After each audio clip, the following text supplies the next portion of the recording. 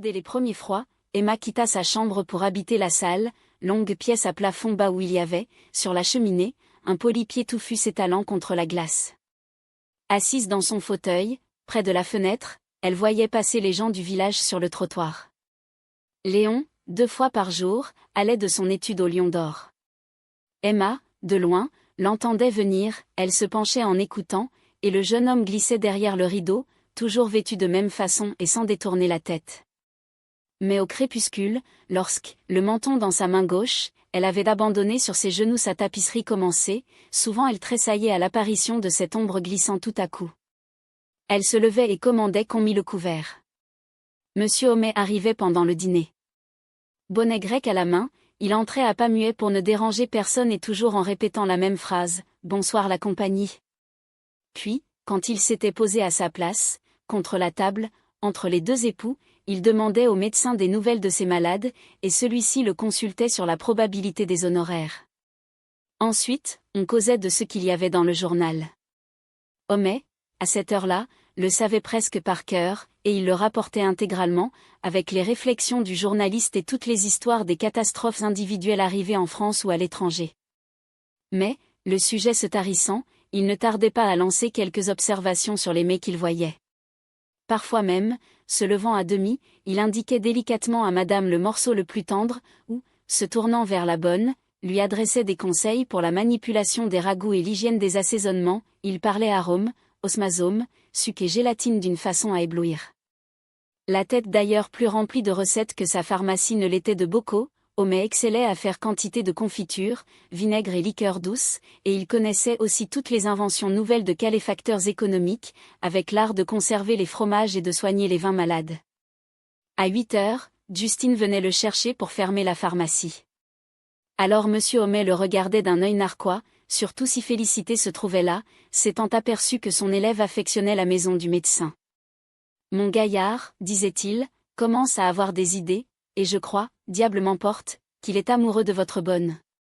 Mais un défaut plus grave, et qu'il lui reprochait, c'était d'écouter continuellement les conversations. Le dimanche, par exemple, on ne pouvait le faire sortir du salon, où madame Homais l'avait appelé pour prendre les enfants, qui s'endormaient dans les fauteuils, en tirant avec leur dos les housses de calicot, trop larges. Il ne venait pas grand monde à ces soirées du pharmacien, sa médisance et ses opinions politiques ayant écarté de lui successivement différentes personnes respectables. Le clerc ne manquait pas de s'y trouver. Dès qu'il entendait la sonnette, il courait au-devant de madame Bovary, prenait son châle, et posait à l'écart, sous le bureau de la pharmacie, les grosses pantoufles de lisière qu'elle portait sur sa chaussure, quand il y avait de la neige. On faisait d'abord quelques parties de 31, ensuite monsieur Homais jouait à l'écarté avec Emma, Léon, derrière elle, lui donnait des avis. Debout et les mains sur le dossier de sa chaise, il regardait les dents de son peigne qui mordaient son chignon. À chaque mouvement qu'elle faisait pour jeter les cartes, sa robe du côté droit remontait. De ses cheveux retroussés, il descendait une couleur brune sur son dos, et qui, s'apâlissant graduellement, peu à peu se perdait dans l'ombre. Son vêtement, ensuite, retombait des 2 côtés sur le siège, en bouffant, plein de plis, et s'étalait jusqu'à terre. Quand Léon parfois sentait la semelle de sa botte posée dessus, il s'écartait, comme s'il eût marché sur quelqu'un. Lorsque la partie de cartes était finie, l'apothicaire et le médecin jouaient au domino, et Emma changeant de place, s'accoudait sur la table, à feuilleter l'illustration.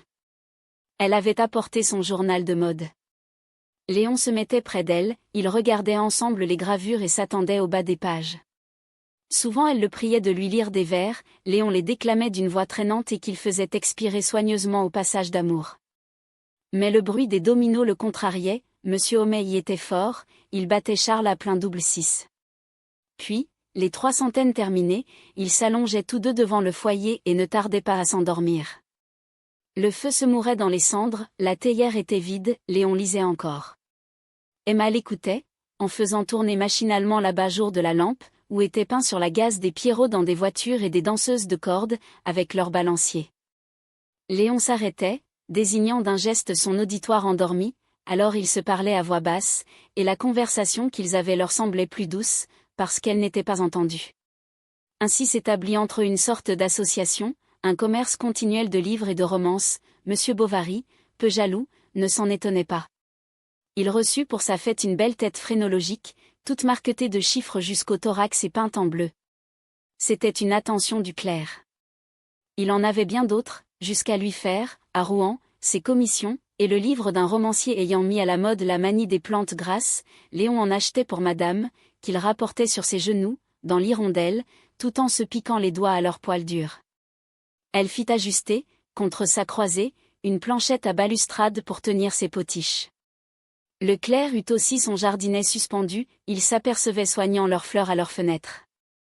Parmi les fenêtres du village, il y en avait une encore plus souvent occupée, car, le dimanche, depuis le matin jusqu'à la nuit, et chaque après-midi, si le temps était clair, on voyait à la lucarne d'un grenier le profil maigre de M. Binet penché sur son tour, dont le ronflement monotone s'entendait jusqu'au lion d'or. Un soir, en rentrant, Léon trouva dans sa chambre un tapis de velours et de laine avec des feuillages sur fond pâle, il appela Madame Homais, M. Homais, Justine, les enfants, la cuisinière, il en parla à son patron, tout le monde désira connaître ce tapis. Pourquoi la femme du médecin faisait-elle au clerc des générosités? Cela parut drôle, et l'on pensa définitivement qu'elle devait être sa bonne amie. Il le donnait à croire, tant il vous entretenait sans cesse de ses charmes et de son esprit, si bien que Binet lui répondit une fois fort brutalement, « Que m'importe, à moi, puisque je ne suis pas de sa société ?»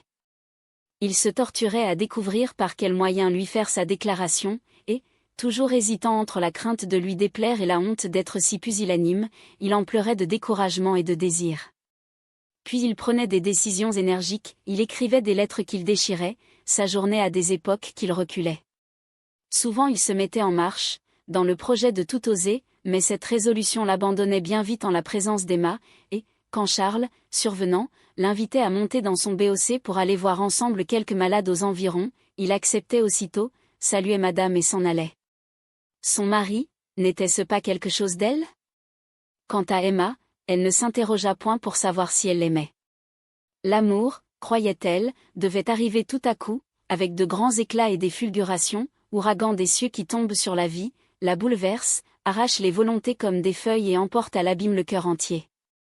Elle ne savait pas que, sur la terrasse des maisons, la pluie fait des lacs quand les gouttières sont bouchées, et elle fut ainsi demeurée en sa sécurité, lorsqu'elle découvrit subitement une lézarde dans le mur.